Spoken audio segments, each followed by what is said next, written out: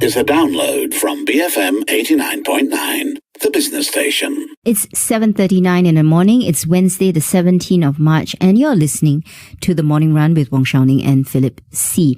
Now, in about half an hour, we're going to have our breakfast grill.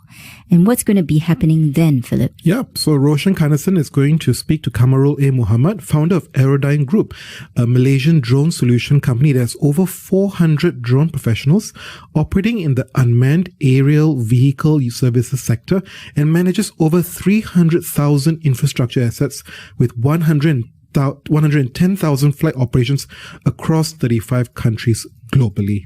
So we speak to its founder about their partnerships globally, working with regulators in Southeast Asia, and the level of government support and funding adequacy. Oh, interesting stuff. So do tune in after the 8 a.m. news bulletin. And keeping on theme about aviation all things that are flying.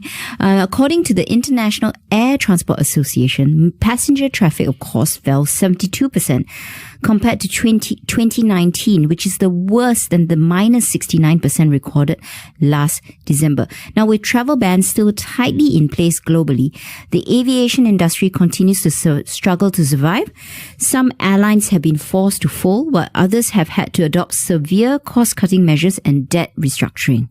This includes airports as well, and they have been recording a sharp fall in revenue since travel bans were enforced. Case in point, Heathrow. Passenger numbers were down 98% last April during the first lockdown, and about 30% of its employed staff were made redundant overnight.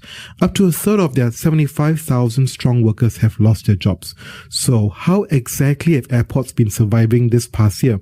And as long as travel restrictions are in place, will they be able to sustain themselves for another year? So for some insights into this, we're speaking to Steve Saxon, who's the partner at McKinsey & Company. Now, thanks for joining us this morning, Steve.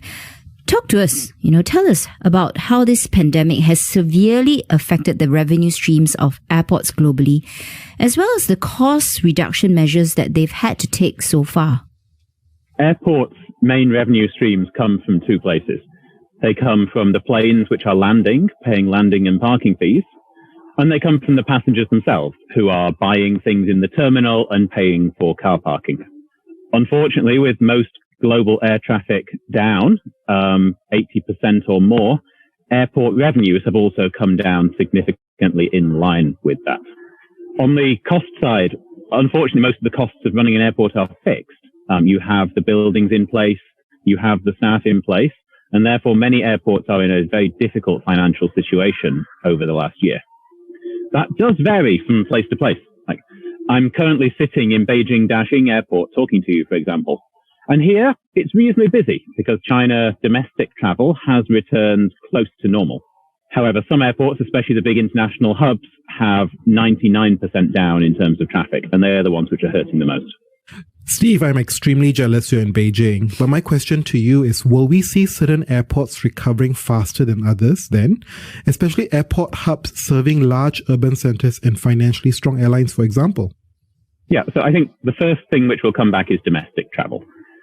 As soon as a country feels that it's safe to allow domestic travel, people start traveling again domestically. We've seen that happen in the US. We've seen that happen here in China. So countries with a domestic market will have passengers return first.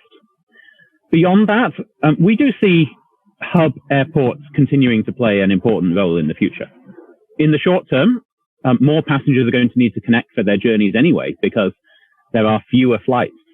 There are fewer direct international links, and so there will be more connecting needed in the short term. In the longer term, we do see the power of the hub and spoke model coming back, and so we do think hub airports will remain robust after the pandemic.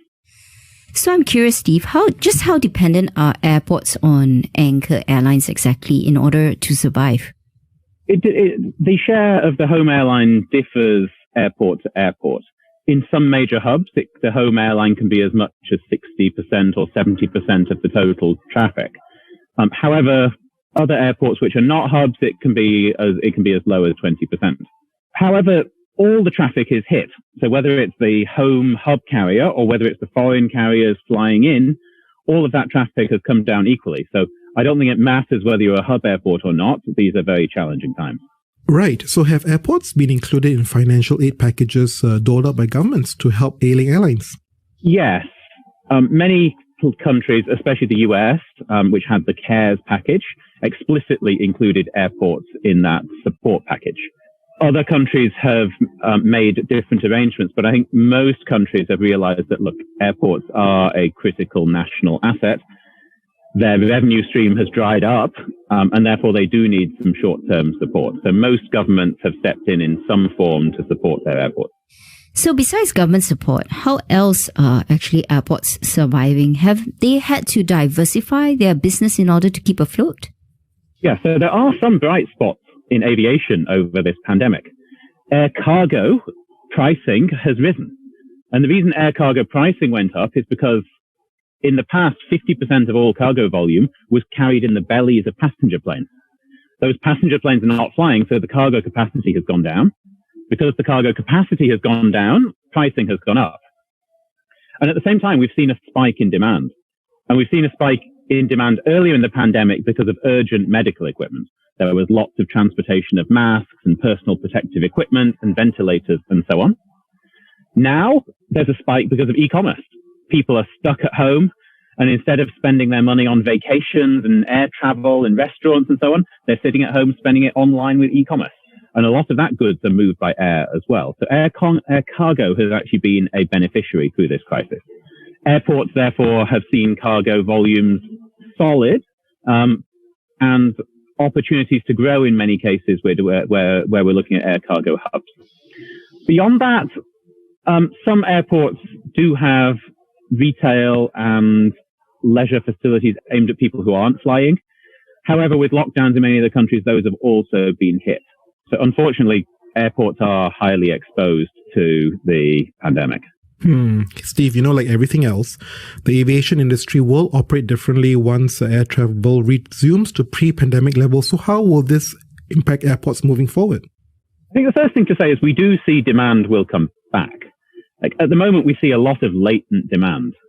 There's lots of surveys which show that passengers want to travel again. Where there have been reductions in travel restrictions, passengers have come back very quickly. So I think our view is that leisure travel is robust, and leisure travel will come back relatively rapidly once we reach herd immunity and once travel restrictions come down. Now, what's the impact on airports? First of all, we're going to see leisure traffic come back before business traffic. We think business traffic and corporate traffic will be slower to recover, and some of it may never come back because it's been replaced by Zoom and online meetings. The implication for the airport is generally positive because leisure passengers typically spend longer in the airport.